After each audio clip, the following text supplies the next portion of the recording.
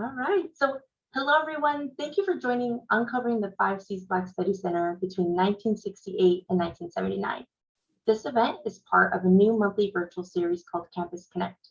My name is Bianca Delgado. I am the coordinator at the Office of Alumni Engagement, and I'm very excited to be facilitating this month's Campus Connect with Professor Soliman. Also joining me today is Steve Flores. We'll wait from Steve, Assistant Director of Alumni Engagement. I would love to see who's joining us, so I invite you to add your name, your class year, and where you're joining us from in the chat. So wait for those to come up.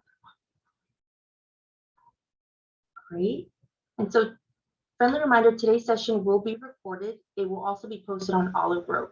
If you're not signed up yet, we encourage you to register and be part of the growing online Scripps community. We will go ahead and drop, thank you, Steve. We'll go ahead and drop the link to Olive Grove there. All right, so in today's event, we'll hear from Professor Soliman.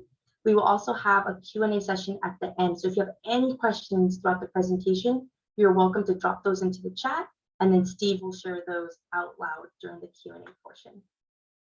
So for the reason you're all here, it's my honor to introduce Professor Soliman. Thank you so much, and it's so lovely to be here with you all on a Friday afternoon. I know the weather's nice in California and you could be outside. Maybe some of you are outside. That's the beauty of Zoom. Okay, so yes, Maryan Soliman. I'm first going to start by introducing myself, giving a little bit of background to how I came to the project, and then I'm going to show you a few clips from a documentary that gives a sense of the broader social struggle to establish Black studies, which was a national movement that starts at San Francisco State University. Do I have too much of an echo in this house? Because I could put my headphones on. No, we're good. Okay, great. Great. So I'm going to share my screen.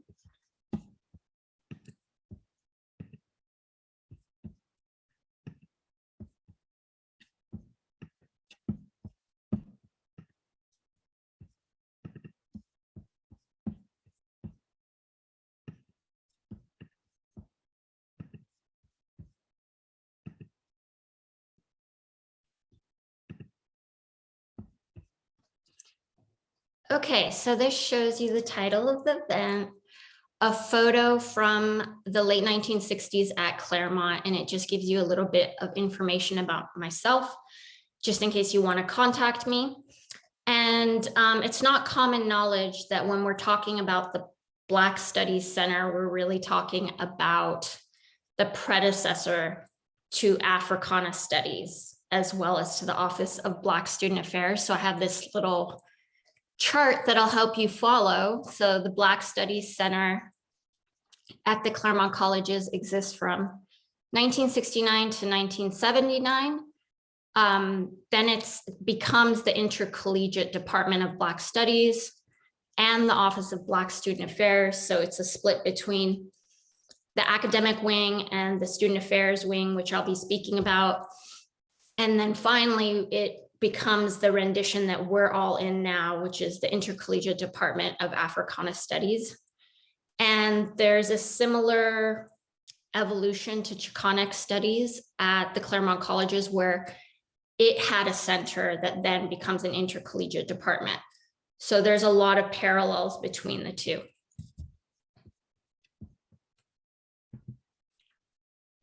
Okay, so how I arrived at this topic.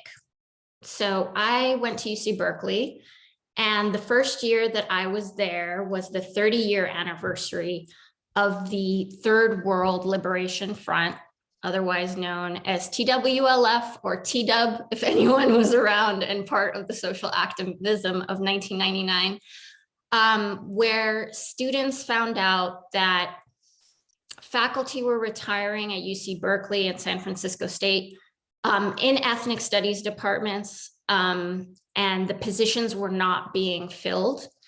And we were hearing this from professors and from students.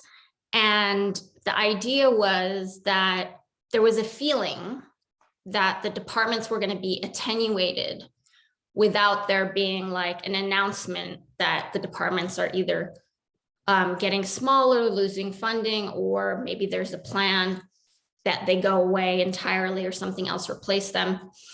So students that year waged a student strike of their own in celebration of the 1969 San Francisco State student strike that established the very first Black Studies department in the nation. So in 1999, it's a hunger strike. I'm not one of the 7 that do the hunger strike at UC Berkeley, but I'm there. We're spending the night.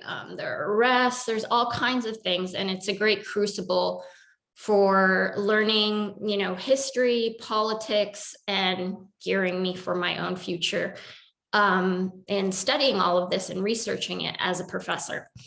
So then I do a lot of degrees, all these degrees, and then I'm done with my PhD at Penn in Philly, and I apply for a postdoc and get it at Washington University in St. Louis. And I begin in fall 2015. So it's been about a year since the Ferguson protests, which are, basically in St. Louis, North St. Louis, have happened. And this is where the Black Lives Movement really gains its momentum. And the Ferguson protests just really struck out to me as different than other protests I had watched. I wasn't physically there, but I was very much inspired by them. And when I arrived at WashU in their African and African American Studies department, I asked a lot of professors about what is going on in the aftermath. And they pointed me to a lot of initiatives, including one on the part of students who were trying to piece together the 1960s history of WashU.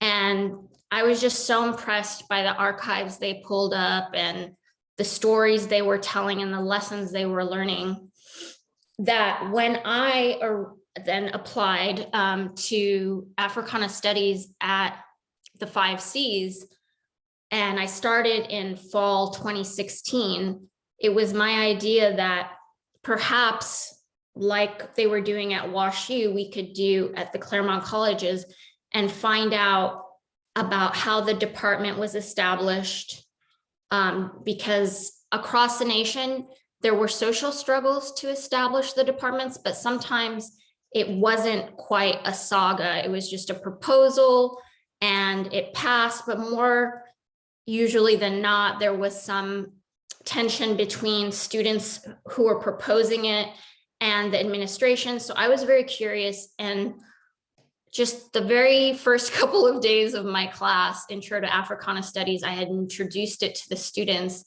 as a possibility that maybe we could do some research of our own department.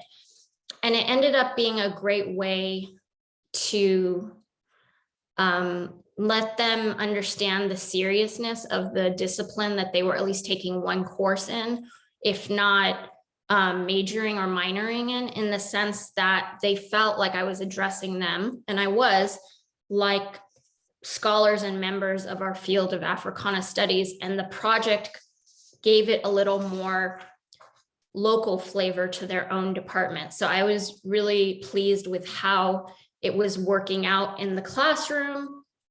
And then in that summer is when we really went into the archives, a few students and I, in summer 2017. And the work has been going on ever since, sometimes with me on my own, sometimes with me and student researchers, sometimes presenting at conferences, sometimes presenting on campus like I am to you all today. I've presented with the student researchers at the OBSA Black Intersections Conference, as well as national conferences, like one at Purdue University that was taking a look at Black studies 50 years later. Because what's really nice about doing this research right now is that a lot of folks in Black studies, Africana studies, Pan-African studies, it's called a variation of things, but they're all have this origins. we're all kind of doing an assessment and thinking about like the future of Black studies. So there are conferences, there are, you know, journal articles and some books in the works. And I've been, you know, writing my own, you know, I don't know, it's probably going to be a book chapter in a larger story that I'm telling. So it's just a great time because there's interest and there are a lot of young and older scholars having these cross-generational discussions about the future of the field. So it's a great time to be researching it.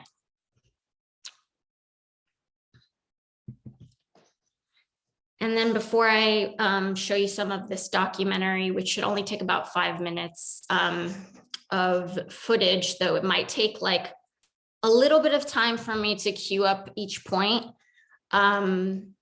I first just want to thank some of the student researchers. A few other folks had worked on it over the years, but these are the students that really put blood, sweat, and tears and just, you know, spent so much time grappling with the archives with me and just went above and beyond what you think any co-researchers would do, let alone student researchers who are doing their academic work at the same time, or, you know, they're trying to enjoy their summer. So I was just really impressed by these 3 individuals, Dre Denson, Zane Singh, and Elise Johnson.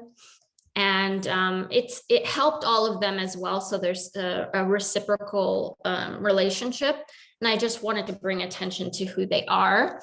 And then we did actually start off with some information that came from a Scripps thesis. So you can tell your students, or if you come across any students, that a thesis can have impact decades and decades after it's written. And so this particular thesis that I have pictured here on the slide is by Isela Gutierrez, and it gave us a lot of the information on the lead up to the founding, the social struggles about the founding. And so we were able to then, you know, find the articles that she referenced. It was just a really great thesis. And then right now, the project is being funded by the Racial Justice and Equity Fund. So I just want to thank the committee, thank the donor for their generosity, and just thank Scripps for being supportive of this work. Now I'm going to show you clips of the documentary.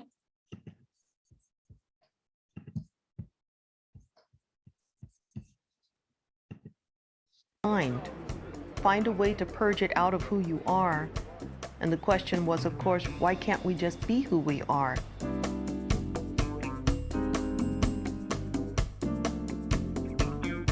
And so when I went to San Francisco State and I saw African Americans wearing afros and dashikis and calling me sister, all I knew was that it was finally my turn to live my life like I wanted to. In 1966, Black student organizations were beginning to form around the nation. At San Francisco State, it was formed at Spring, the Black Student Union. I remember going into the BSU office one day, and I found that they were so welcoming that I would go back on a daily basis. Our first goal was to bring in more Black students at San Francisco State University. And we talked to Dr. Summerskill, who was president. His thing was, that might be a good idea. Let's figure out how we could do that. Minority students at this college, or more importantly, the minority peoples that have not been able to get in this college, I think have highly legitimate complaints. And we have just approved and announced a plan to admit 400 special students next year from minority groups. Dr. Summerskill and the committee. So that was a wonderful beginning at San Francisco State. However, that president was soon removed and replaced with someone that they knew could really hassle the movement, forestall the movement, and would be in touch with our California governor at the time, Ronald Reagan, and would be seeing a clip that features Ronald Reagan and how he felt about the San Francisco state strike in a moment. So let me get to our next little clip.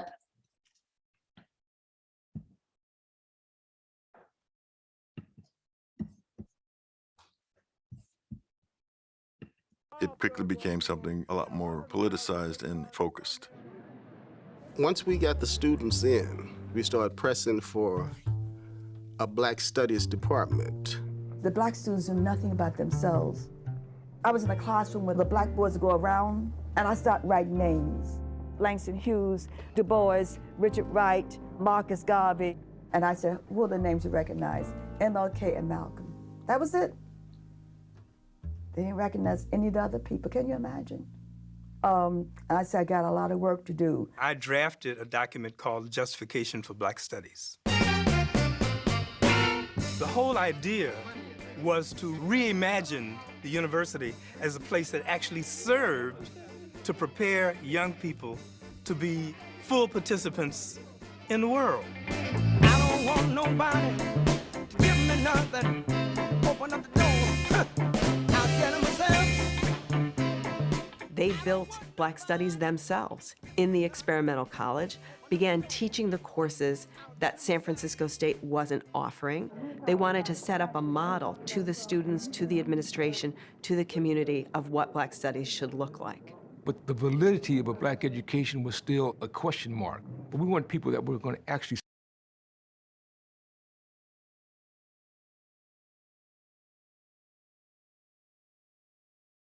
The strike in which we had this mass bust. Over 500 students were arrested. Governor Ronald Reagan had called the state troopers on us.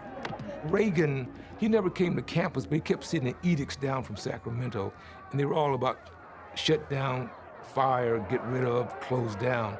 I believe that this is a kind of Vietnam, and this is why I am dedicated to the idea that whatever it takes, there will be no retreat, and we will win this battle at San Francisco State and keep that campus open.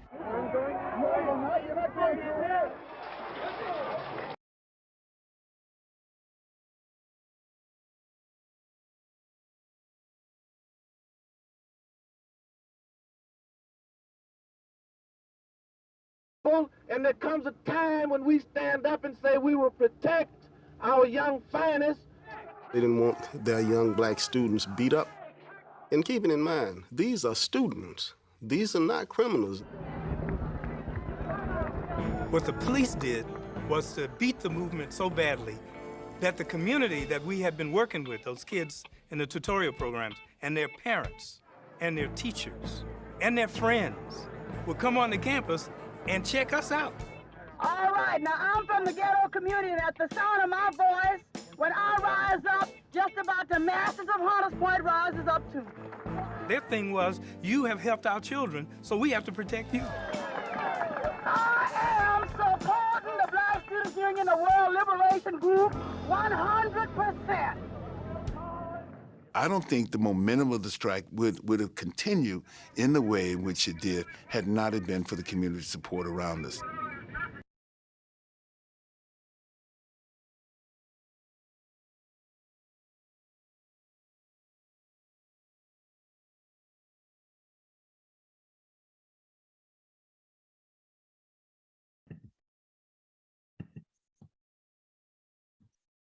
Okay, and let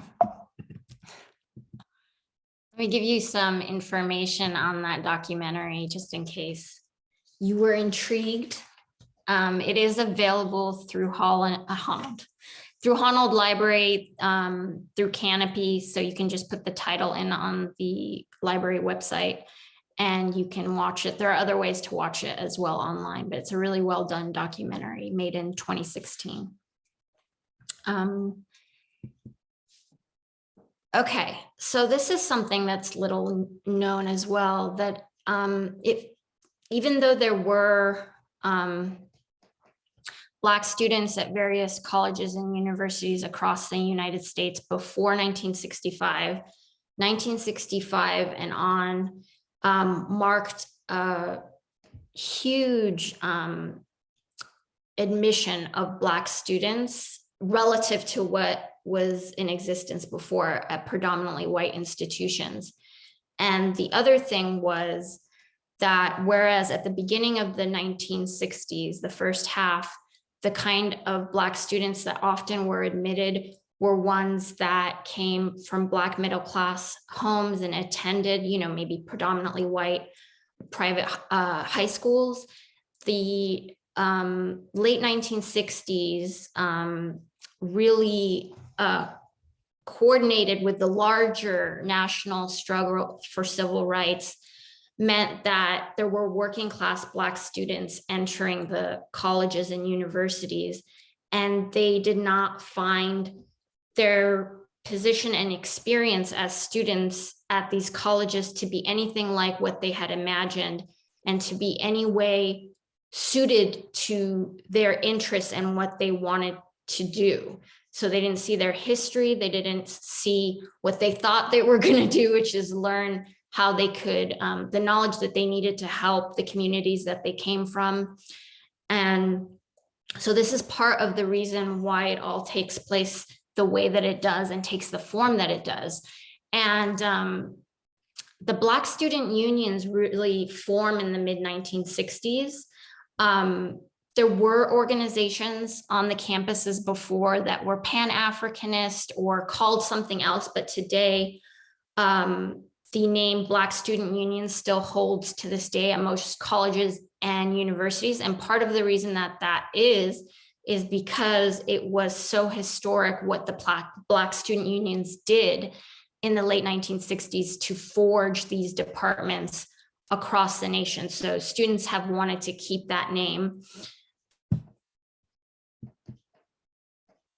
Okay, so now we're going to get more into like the specific Claremont history. So what's super interesting first to learn as an Africana Studies professor is that the struggle at the Claremont colleges was taking place simultaneous to that of the one taking place in the San Francisco Bay Area, which was the first struggle to establish Black studies. So we were right there. The students at the Claremont colleges that were in the Black Student Union were really sharp. They were in touch with students in the Bay Area. And yet their demands had the unique flavor to dealing with the consortium. And the kinds of challenges that they received also related to the consortium model that, it was a private campus. It was one that, if the colleges, each college has its own presidents, its own judicial process, its own board of trustees. So when the students first issue their demands, which mainly just deal with recruitment of more Black students to campus and a few other demands, but not yet the demand for a Black studies department, let alone a center, the pushback they receive from the 5C administration is that there's no real model for a cross consortium academic program.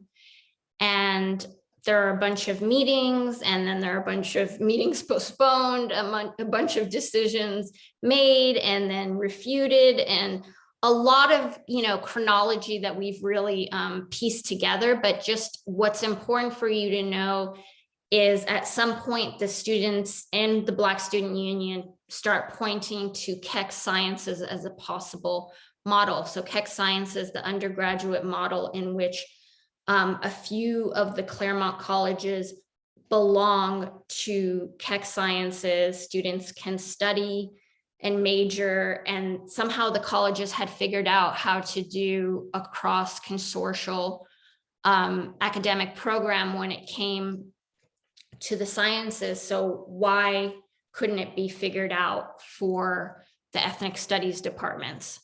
And so they still got a lot of rigmarole. And I think in that time period, if you look, the first kind of document that they produce is May 1968, as this slide shows.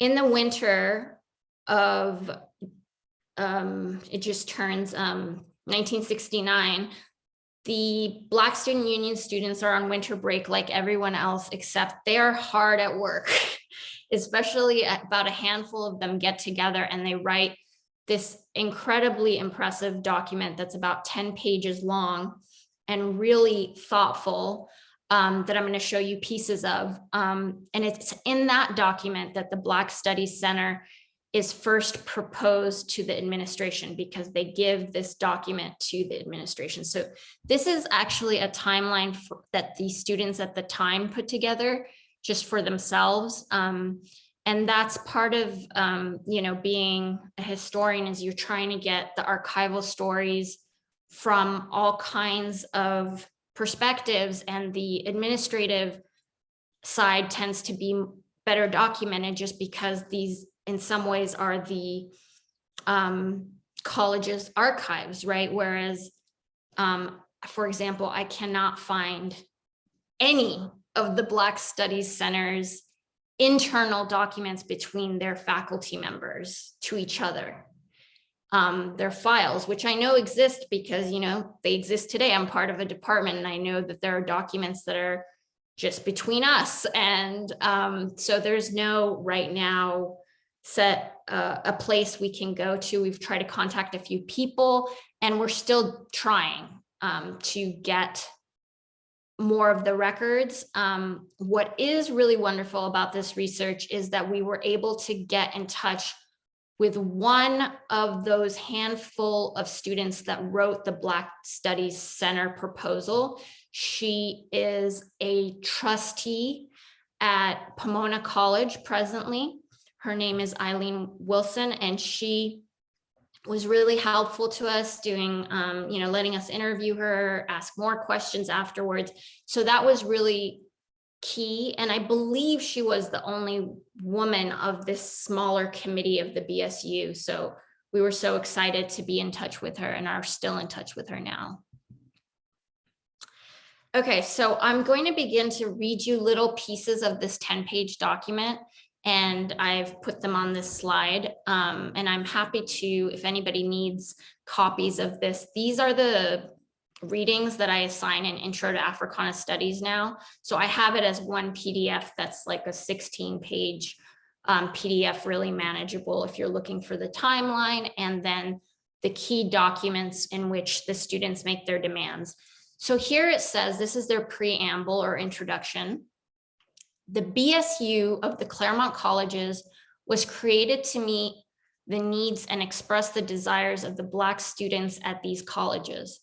Although it has become cliche, it is still necessary to state that present faculty and staff, with very few exceptions, are equipped to evaluate our performances and situation only from a white middle-class orientation, however liberal and humanitarian they may be.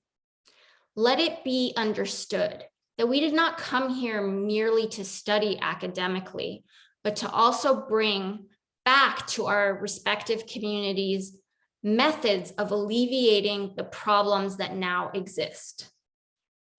So as I marked on this slide, here you really get the crux of the liberatory praxis of Black studies and really of all of the ethnic studies departments at their founding. That they are formed in a different way than traditional departments that may have been brought in by the administrations themselves in the 19th century or early 20th century, even mid 20th century, without much struggle. They also are articulating an ethos that's very different from the usual Western academic tradition that you're studying knowledge for knowledge's sake, that, being unbiased and neutral is what we are all striving for. They were very committed to claiming their side as that of their community and saying that that's what they want as a skill set. And instead what they're getting is what the traditionally and the predominantly white institution has been teaching its white students for, over 100 years. And so this is part of what the issue is that more students are admitted across the nation to these colleges and universities, but the model of education or just basic kind of thinking of how you're going to accommodate a new group of people who face racism in the society in a different way, who face economic issues in a different way, is not really made. And so when it's proposed to do these ethnic studies departments, some liberals, like you saw the president of San Francisco State, is like, great, this needs to happen. And good, because we as a campus don't know much about this. It's great that we'll get Black faculty and students who understand this to do it. But there was a way, and I think it's a lasting effect, in which it's like, okay, now that's taken care of, when really for the ethos to be able to be exercised in these departments, they need to be able to have a lot more autonomy than they presently have across the nation, because the usual model just doesn't work for the vision, right? And so what we've really seen over the decades is more and more that Black studies and the ethnic studies departments, like Chicanic studies, Asian American studies, Native American studies, and so on, are actually assimilating to the Western academic model of, you know, you want to teach classes and give material that's supposedly in which the author is neutral, as if that's possible. And you need to assess people based on their academic criteria. And I know about this as someone who's tenure track. It's not being assessed based on how much I'm teaching a liberatory praxis. So that's not, you know, disliked, but it's still, at the end of the day, what the academy across the nation really needs is for Black studies faculty, Chicanic studies faculty, and so on, to do the same thing that's been done in these other traditional departments like psychology, politics, English, what have you. And it trickles down to the priorities of our students, you know, taking away, in some ways, tenure track faculty to their scholarship that isn't necessarily rooted in these ethos of both liberatory praxis and community relationships. So where some departments still are able to have this community orientation, I want to congratulate Chicanic studies here for you to still here. But there's not much by way of that in Africana studies here and at a few other campuses I've checked out. It's maybe said in part of their preamble. Ours doesn't say anything like this current one. It's more that if you go to the website, it says something like, we study people of African descent from the perspective of people of African descent, which is better than what the old African studies model was before Black studies was formed, which was to objectify the continent of Africa and tell the story from a Western point of view. But it's missing this liberatory praxis that's very much grounded in community relationships. So another piece of the 10-page document, the Center for Black Studies will be a focal point for new knowledge about Black reality and a major instrument for the dissemination of that knowledge. It will be a research center as well as a teaching center. But its most important function will be the generation of the new intellectual apparatus, the values, the concepts and criteria, the modes and procedural guidelines, which must inform and support the Black man's new perception of himself. The vitality and depth of creative Blackness can only be realized if the Center of Black Studies is entirely free of the corroding effects of extraneous influence and can reflect without distortion the new human perceptions which it discovers in Black life. And I think this is so brilliant because they really understood that in order to put into action the ethos of Black studies as a liberatory praxis, the actual departments or centers were going to have a level of autonomy from the usual metrics of the institution, from the usual maybe even decisions regarding everything from, you know, funding to who's hired to who's promoted.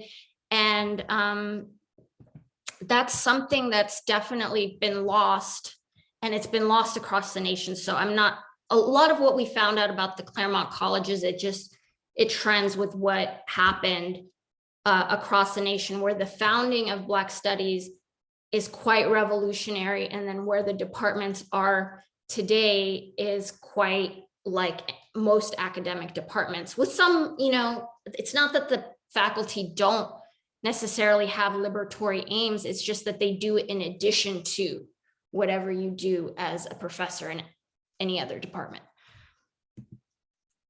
Okay, so these are the concretes in their proposal about what is the curriculum. So I'm still like so impressed that they are students getting their BA degree, and they were the ones that wrote up the course list, the curriculum of Black studies at the Claremont colleges.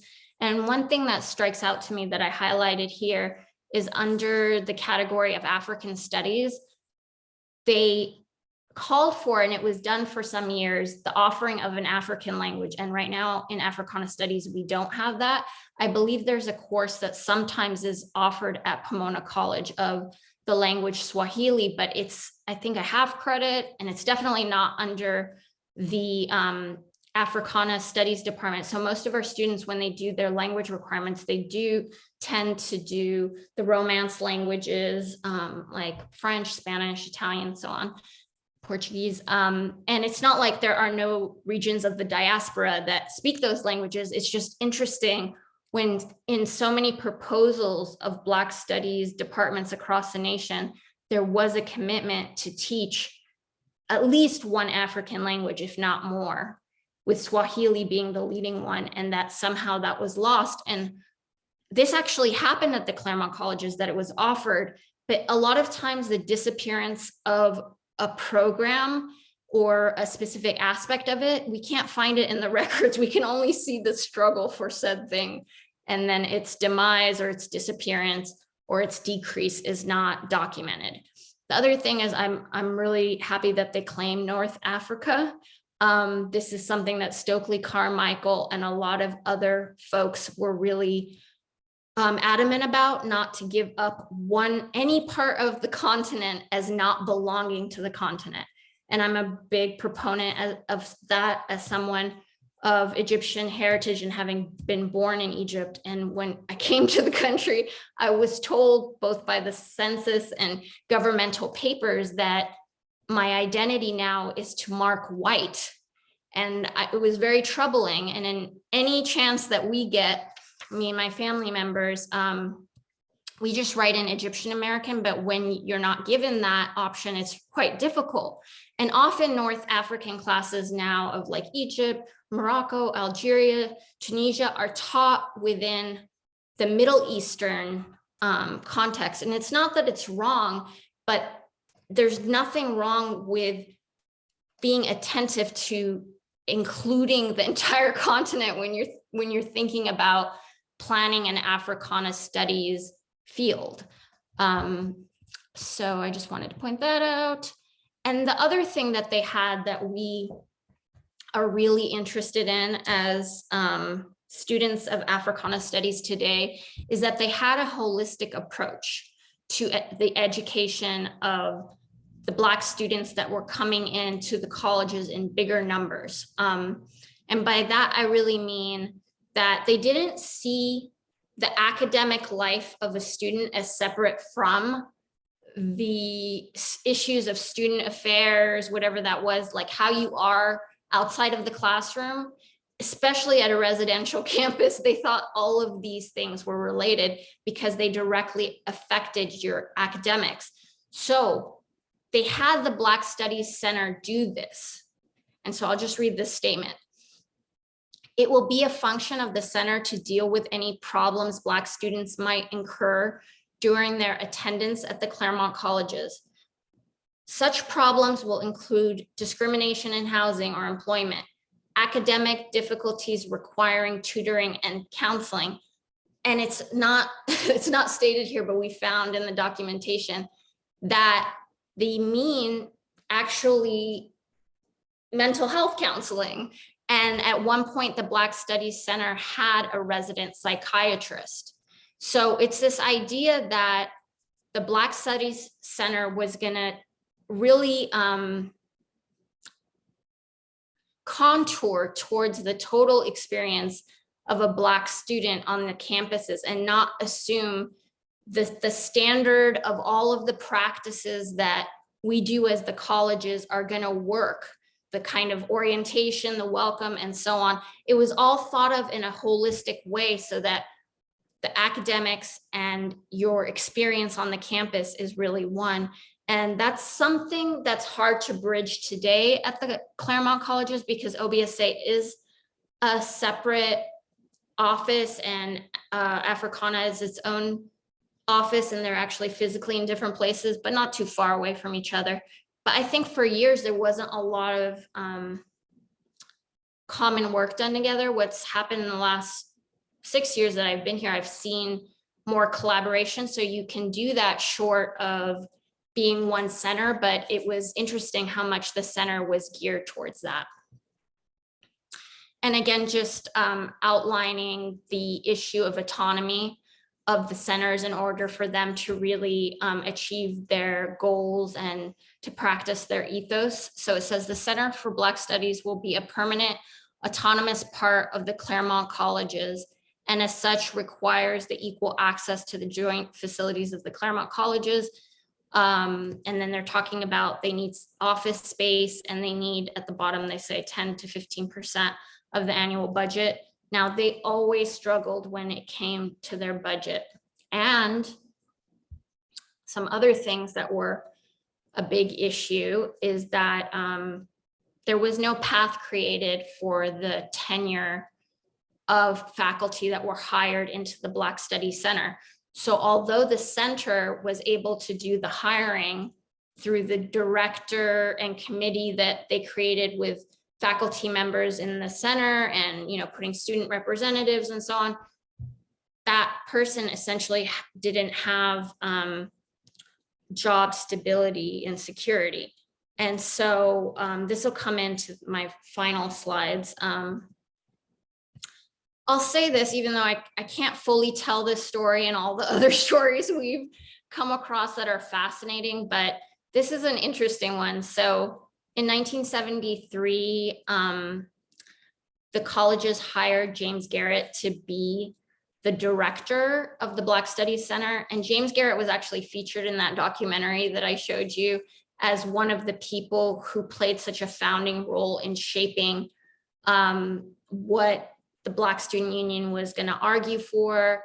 And I don't really know if the college did not know his full resume, because he had, professional things on his resume before arriving that was like a similar role as, I believe, does it say here, director for the Center of Black Education in Washington, D.C. But he was also one of the foremost leaders of the founding of Black Studies at San Francisco State, which was done on a radical basis with radical ethos. And as he tries to stand up for the same values at the Claremont colleges, he's fired. And he's fired along with Camila Brown, who's the Black admissions director, a position that the students had asked for. And he's fired by the 5C presidents who have a council. And they're both fired for having participated in an occupation of a building as part of a protest led by students, with the goal being to not reduce the funding or eliminate the program of pre-freshman programs, right? These are the programs that begin a few weeks before the fall semester begins, the school year begins, in order to help whichever students feel like they are not fully equipped to begin at the college level or at these particular colleges levels. So these have been really crucial programs all across the nation for acclimating students who come from a variety of backgrounds, not only in academics, what's going to come, but like socially, what's going to come. So for James Garrett to stand up for Black Studies, to him, it meant protecting these programs. I guess Garrett and Camila Brown were warned, but they, as principled people, did not feel like they could not stand with the students. And so they were fired. And that's just nothing I heard about upon coming here.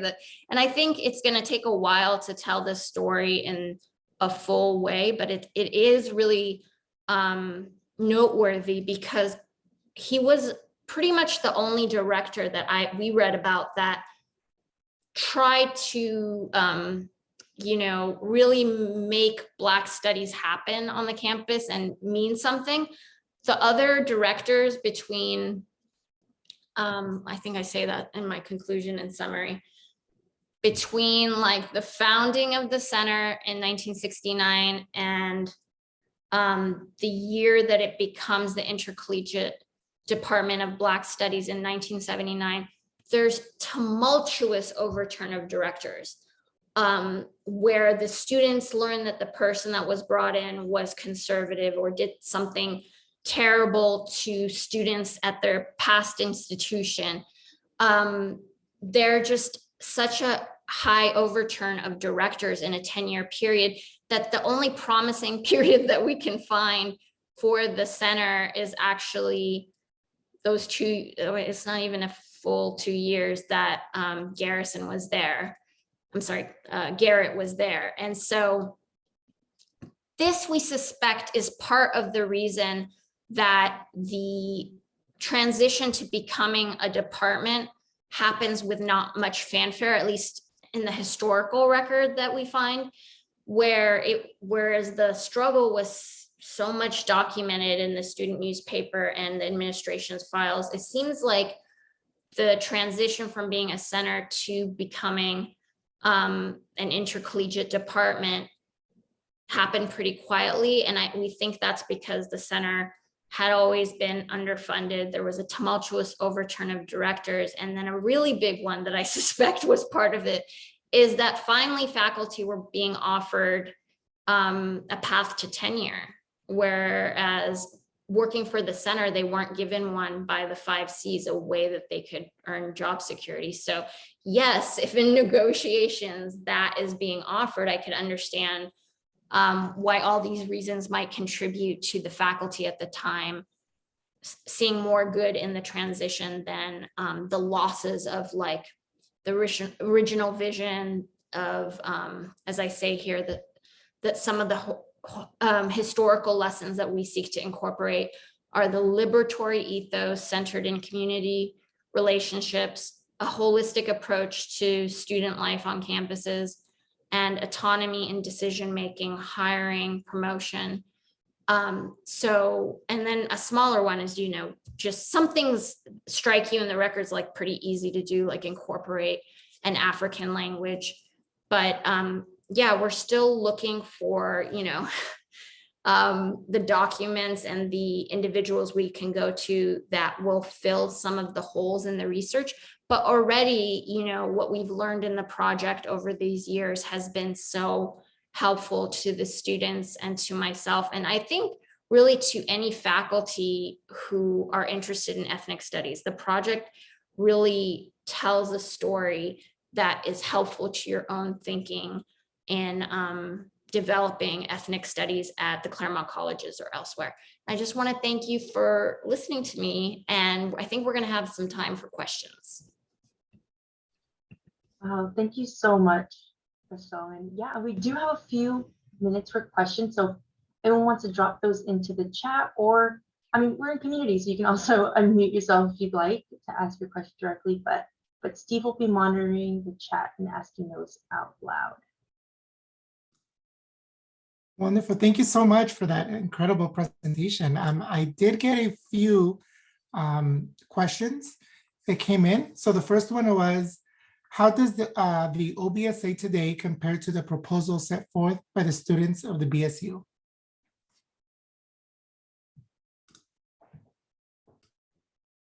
The OBSA is a great space for our students, is what I hear from the students year in, year out, and I've been here for 6 years.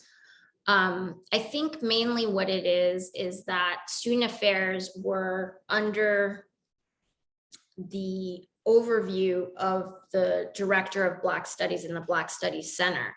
Now, student affairs answers to the Claremont Consortium administration.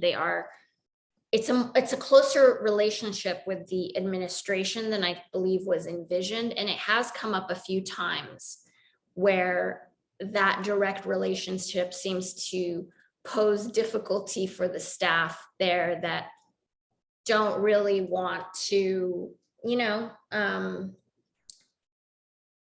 be part of the monitoring of students in a way that doesn't lend itself to the students trusting them as deans. And more importantly, with regard to OBSA, I will say that right now, though there hasn't been a lot of information sent out, there was at least one email sent out by OBSA to students a month ago, I believe, that said that the consortium is considering moving OBSA. Right now it is in a house that's on Pomona College property, thinking of moving it into a larger ethnic studies student affairs or ethnic student affairs. And I know that that house has been very comforting for students, but that the pandemic has attenuated that relationship for the recent classes. But I'm sure alums who have really depended on that OBSA house have something to say about wanting to keep it.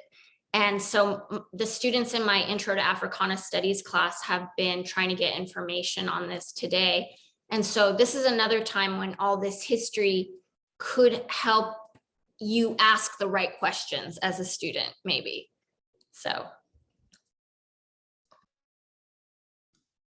Thank you. The next question is, why do you think there is such a concerted effort to divorce North Africa from the remainder of the continent? I think it may have started. Now, there are people that are more versed in this older history with the idea that there was a Western claim to any knowledges that were respected. And so there was maybe a fight to claim Egypt on those reasons. I'm not going to speak so like assertively and affirmatively on it, but that is my understanding from Stokely Carmichael's writings about why he wants to also, he wrote quite a bit of essays, and why he says not one country, to be claimed as not African that's actually geographically in the continent. I know that when I was growing up, one of my influences was the Egyptian feminist Noel al-Saadawi. She's also a medical doctor. She advocates against female circumcision and all kinds of things in her political writings, and she was quite outspoken. She has passed since, but her writings really influenced me because rather than posing it as a question of does Egypt belong to Africa or the Middle East, she was like, it's why are we asked or like as if it's just one or the other. And she was just like, look at a map. She just didn't even take it seriously as a question. I mean, she addressed Egyptians in a different way, but like when she would sometimes give talks in the US, she's just like, of course it's part of the continent. I think we have time for a few more. What other work do you believe we need to do to build Africana studies or African American studies?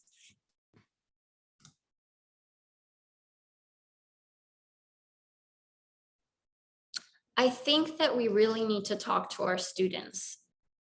Ethnic studies was forged in a period of social struggle in the nation, right?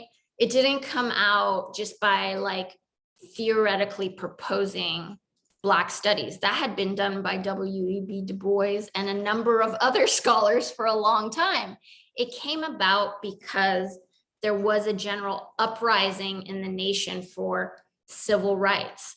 And so I think that what we should do as folks who understand that as a point and understand that as a history is make sure that these disciplines are discussed when social movements arise again, which would be like Black Lives Matter. These are the moments in which the disciplines can be reinfused with visions that were at its root. It's going to be hard to do it in a vacuum. So I think it's for our students to understand this history. And I still see myself as teaching those cohorts, right? I remember what it was like to teach before Black Lives Matter at other institutions and then after, and I still see the students as part of that generation that was reading in high school. They were seeking out like Black radical texts so that when they came into my classroom, their hunger was already peaked.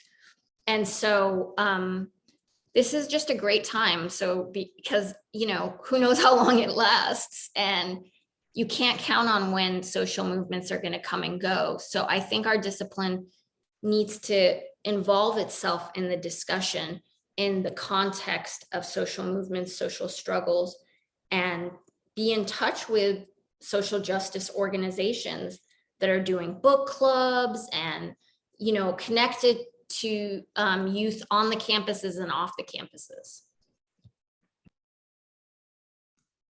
Thank you. We have one last question, but I think you started touching upon it a little bit. How do you see Black studies in conjunction with the fervor over critical race theory today and Black Lives Matter? I think that Africana studies and Black studies, especially if you think about it as a framework rather than just as a topic, as having an intellectual tradition with research methods and frameworks and things that it's doing differently. I lost my train of thought. Can you say the question again? Of course. How do you see Black studies in conjunction with the fervor over critical race theory today and Black Lives Matter? Okay, yeah, it's just getting late in the day. I've been up so late. But yes, I think that knowing it as a framework or set of frameworks rather than just a topic, the topic being people of African descent, can help us understand what we need to motivate the campuses to see about us. Like, you have to first understand your own history, your intellectual traditions in order to advocate for them fully. And so I think that, you know, the folks that are writing these great pieces in defense of critical race theory, I view all of them as part of Africana studies, whether or not they're formally in such departments. And I think in regard to Black Lives Matter, I straight up make my first essay in Intro to Africana Studies that question: how can Black Lives Matter infuse or reinvigorate Africana studies, and what does Africana studies have to offer to organizers in Black Lives Matter?